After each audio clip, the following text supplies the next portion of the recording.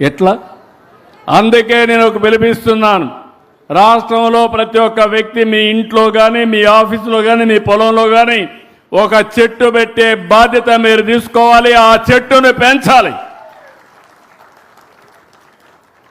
August 15న మీరు ఒక సంకల్పం చేస్తారు.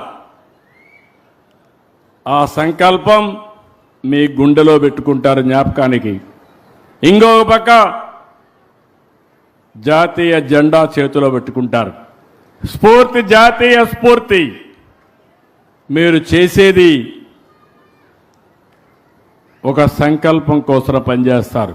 ఆ చెట్టును చూస్తారు, మళ్ళా గుర్తు చేసుకుంటారు, రీఎన్ఫోర్స్ చేస్తారు. మామూలుగా పుట్టిన వ్యక్తులు ఈరోజు అసాధారణమైన శక్తులుగా తయారయ్యారు. ఈరోజు మీరు చూడండి, నేను అనే ద్రౌపది ముర్ము ఏంటి ఆవిడ? ఎన్ని కష్టాలు అనుభవించింది, కుటుంబ సభ్యుల్ని పోగొట్టుకున్నది. ఇంకొక పక్క ఒక పేద కుటుంబంలో పుట్టింది, కష్టపడి చదువుకున్నది. రాజకీయాల్లోకి రావాలంటే రాజకీయాల్లోకి వస్తే ఒరిస్సాలో మంత్రి అయింది. అక్కడి నుంచి అంచెలంచెలుగా ఎదిగి గవర్నర్ అయింది. అక్కడి నుంచి ఈరోజు దేశ అధ్యక్షురాలుగా మన యొక్క హక్కులను కాపాడే రాజ్యాంగానికి పరిరక్షకురాలుగా తయారైందంటే అది ఇండియాలో ఉండే అవకాశాలు. అందరికీ ఒకే ఓటు. కోటీశ్వరుడికి ఓటే, ముఖ్యమంత్రికి ఓటే, ప్రధానమంత్రికి ఒక ఓటే. ఆ ఓటే ఆయుధం. మీకు కూడా ఒక బాధ్యత ఉండాలి.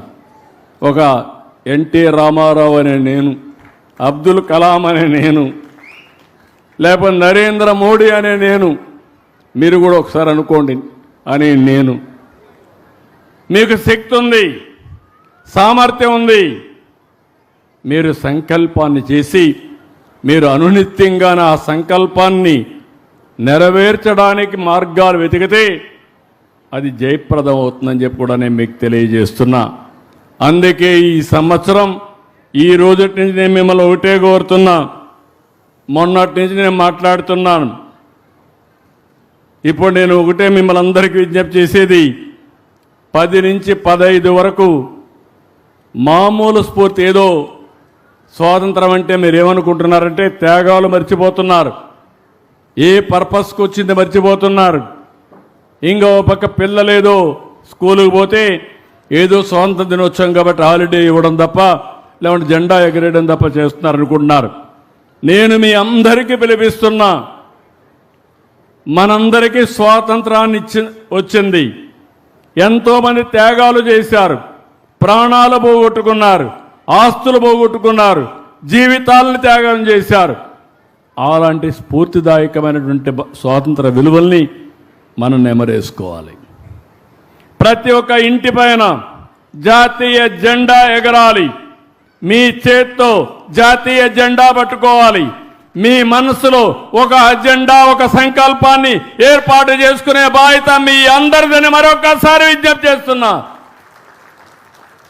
ఇక్కడ ఉండేవాళ్ళు కాదు, రాష్ట్రంలో అందరూ కూడా ఇదే ఆలోచించాలి.